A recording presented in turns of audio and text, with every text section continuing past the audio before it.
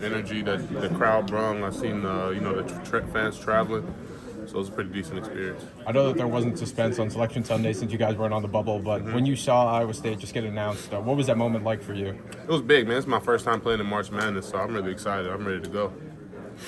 How much was something like this on your mind when you committed to Iowa State and knowing kind of the tradition they built up with TJ? It was definitely heavy on my mind. You know, this is something I always wanted to play, and I used to watch this as a kid. I'm watching Selection Sunday, seeing if my team got in, so it's good to see my team actually get in that I played for. Who was your team growing up? Kentucky. Okay, Sure. well, they're here. Yeah, so. Sean, this is your third school, but your first team. I mean, you've been all over the place here in Washington State. You were a big fish in a smaller pond at Charlotte. Now you're a smaller fish in a bigger pond.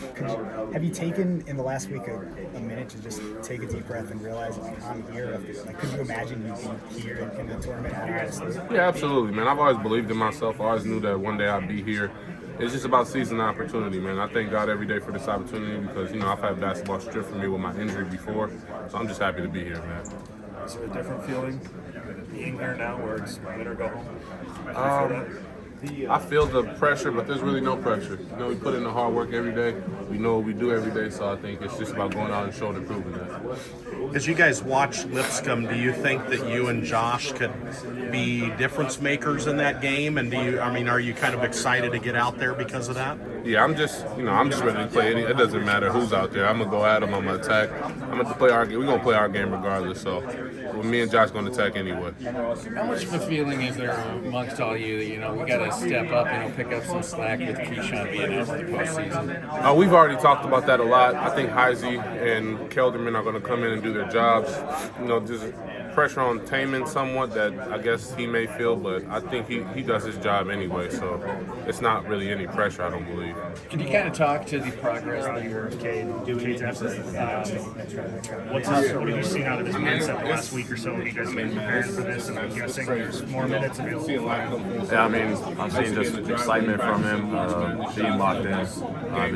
He's been locked in all year, which is the great thing about him. Even when he wasn't playing, he was locked in. So he's a steady guy, and he just comes into work and do whatever he can for the team, and that's why I love him. Haven't done much on the court, just been in the training room working on it. But I'll get out today, moving around, taking shots, and then practicing later today. And feeling a lot better. I think it was the right choice not playing in the tournament, but it was hard. Yeah, I know you said you wanted to go and you wanted to give it a go. Do you feel? I know you said you a lot of time in the training. You feel tomorrow that you'll be ready, pretty much close to 100%. Yeah, really don't know the percentage. Hopefully, I think anything north of 80 is pretty good. I don't think you can ever get to 100 just with the wear and tear of the season, but I think I'll be feeling good. Milan's got a lot of extra attention on him over there. There's a ton of cameras. Obviously, he's from here. Has he talked about that at all? Is he excited to be here? He had a huge smile when we found out we were playing in Milwaukee. And, obviously, it's great for him. He's going to have so many people here supporting him on the biggest stage. So just excited for him and us as a team.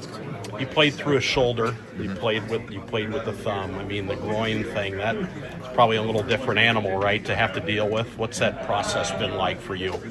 Yeah, it's definitely a lot different. Upper body is sort of easier to deal with, I would say, in basketball, but lower body, you really use your legs for everything, and that's why I wasn't really able to go against BYU. Just didn't feel well pushing off and accelerating and doing things like that, but I feel like I progressed really well every day, and I can't feel it when I'm jogging or walking anymore, which is a good sign, so I'm looking forward. Last time Iowa State was up here, I think it was you had already committed, right? Did you come up to these games before? I didn't. I saw it on TV how good of a turnout our fans had, and obviously I came in the next year, but they were obviously feeding off the energy, and obviously our fans travel so well, and it helps us. Watching all of that transpire and how they played up here, how excited did that make you then to come up here and kind of continue that? So excited, just seeing what they had done last time we were up here. Just looking forward to sort of recreating that in our own way and winning some games and having fans behind us. Damon, how hard was it for you to self bench. When you went out there, you're like, we know how much you want to be out there and what you played through. Take me through the mental process. Like, I got it for the betterment of the team. I got to sit out there. Yeah, it's really based on where we're at in the season, knowing that we had obviously the March Madness tournament coming up, and I feel like that's probably the first time I ever sat out with like my decision, and I feel like it was the right decision, but it definitely was hard. Taman, we were talking to Lipscomb earlier, and their coach said, when you look at Iowa State defensively, you're the guy that jumps off. You're the point of attack. How much pride do you take in being that guy that is going to be the focal point when they see it? I take a lot of pride in that. Obviously, I'm the one picking up the ball most of the time, and starting the possession for us on defense, which is ball pressure, trying to make the other guards uncomfortable, and then obviously getting my hand in passing lanes and creating turnovers and things like that. And that's part of my game. I take a lot of pride. It's happened. Like, obviously, I knew I was playing well and making a lot of shots, scoring, but just to watch it, I watched it the next day, like the broadcast and things like that, and then that's when I really realized, like, I was putting on an impressive performance. I think it was just the fact that everything was so back to back, like I didn't, like, it just happened so fast, so that was impressive about me. Yeah. Is it kind of annoying that they kept hitting threes too? Because I mean, that game was just great. Like, it didn't matter how good you did, they'd come back and hit another one. Yeah, for sure. I think during my run, we was able to get it to like 10. But then, they come back, hit, like, I swear. When I was watching the game, I was just like, bro. I was like getting irritated because they was hitting every three, it seemed like. I mean, obviously they missed a couple, but that ball was going through that net a lot for them. People are comparing this Lipscomb team to them, you know that, right? Yeah, I know that. I think they definitely just got the similarity that they shoot the threes, but I wouldn't say they're necessarily just alike though, but they definitely do got a few similarities. Curtis, that's the formula, right? Shooting threes for an upset. What do you have to do to get them off the three-point line? And mentally, how do you stay locked in when they inevitably do hit those threes? Yeah, I say just try to get out to the shooters, like be in position to where we're closer to the shooters a little more than to the help.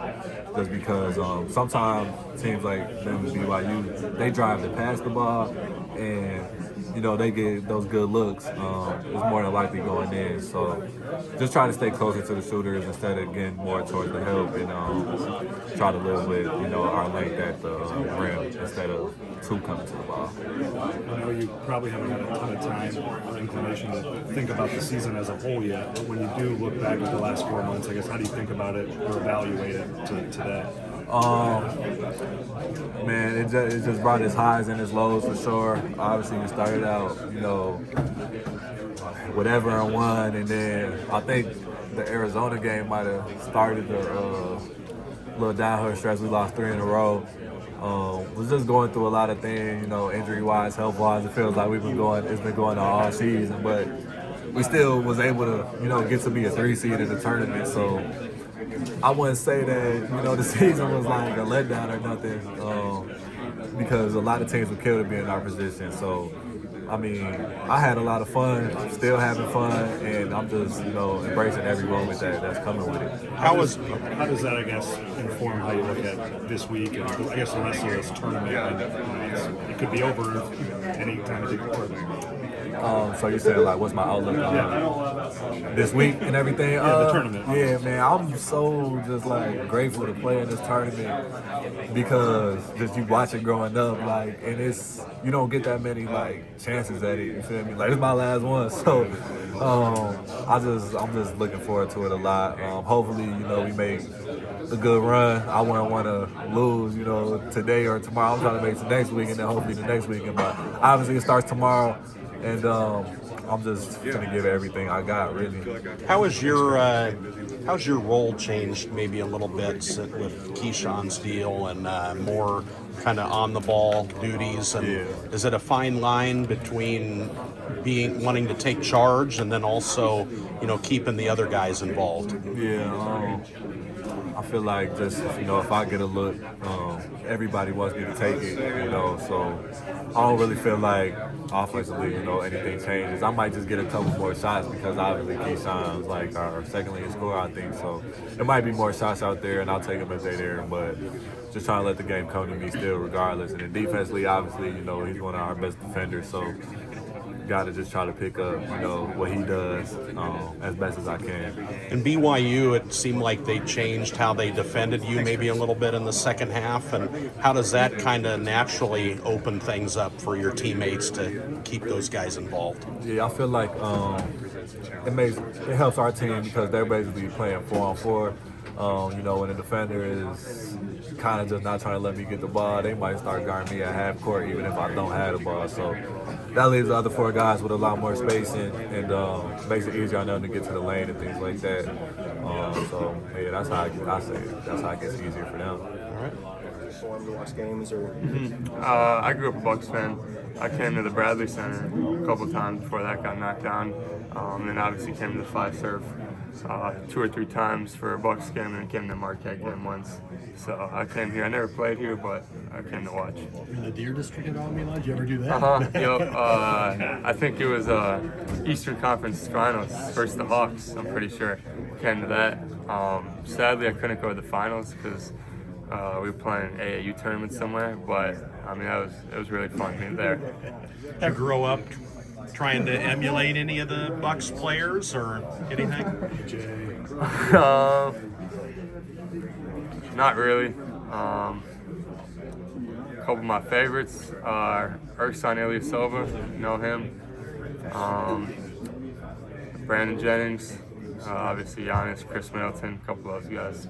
Okay, why Ersan? I mean, the tape charge guy? I love him, but... I think he was just taller, white, slower, so kind of related my game to him. He would be so proud to hear you say that. And he could shoot the ball really well, so I liked watching him play, even though those Bucks teams, they didn't really get far, but they got to the playoffs sometimes. Everybody talks about the support you're getting, but what does that mean to you? What would you like to say to the people that got you to where you're at today? Just I appreciate them for everything they've done. They put a lot of support in me, and I just respect that they got me to where I am today. And hopefully they can come and watch the game tomorrow. Guess you would have been a junior, but probably getting recruited by Iowa State. Were you at these games in Milwaukee a few years ago when you were a recruit? Yeah, I couldn't because I was at the state tournament. Okay. State tournament's going this weekend too, so a couple of those Iowa State recruits, I don't think they can come because they play, I think it's Friday, Saturday. I think if we win Sunday, they may be able to come Sunday. But I couldn't come to any of the games, even though I think that one game versus Wisconsin where they beat them, that was pretty cool. How much of an impact or exposure for Iowa State being up here? I mean, you mentioned the other recruits, Jamarian, Xavion. Having Iowa State up here, how much does that maybe help their profile with recruits? It helps a lot, but I think TJ and JR do such a good job of recruiting the Milwaukee area that, I mean, it's like I think their success rate is 99, I want to say. Yeah. I mean, the guys that they want in Milwaukee, they hit on a pretty good rate. So I think it's cool to see all the Wisconsin guys that go to Iowa State. Just your longest extended media session? You can have some success in tomorrow? Yeah, I feel pretty confident after watching some film on them. The way they defend, I think we'll be able to exploit some of their weaknesses. So just doing whatever our coach has planned for us, I think will help us tomorrow. And then you're into the stage of the season now where you're playing teams that don't know you guys very well, or whereas the Big 12, I mean, you guys played Colorado like 3 times. Yeah. What kind of dynamic does that add for you guys and the suspense? I think it's pretty fun, playing teams that don't really know what we're about, really, and they can't really simulate what we do in practice very easily. So I think we're going to be able to have a lot of success out there playing somebody that we haven't played or someone hasn't seen us. Right. Your skill set too. How tough is that for opponents to game plan for? And I mean, obviously there's a need now for another ball handler and stuff too, and that. I don't think a lot of teams have 6'9" guys that are just bringing the ball up the floor consistently and is able to do a little bit of everything. So I think we'll see how it goes tomorrow with them. But I think it's definitely going to be a different look for them as well. How different is this March Madness with Iowa State compared to, were you in 1 before or was it 2? at St. Mary's? Yeah. NCAA Tournament? Yeah, St. Mary's coming out as a 5 seed both years. Definitely the same type of atmosphere, I'd say. Intense games. Being able to have fans that are so close, I think is really going to help as well. So we're looking forward to it. Feeling probably never gets old for you going through it? Never. It's happy feelings. Always, it's honored to be here because a lot of players don't even get the chance to always play March Madness. So this being my third time, it's fun thing. All right, appreciate it.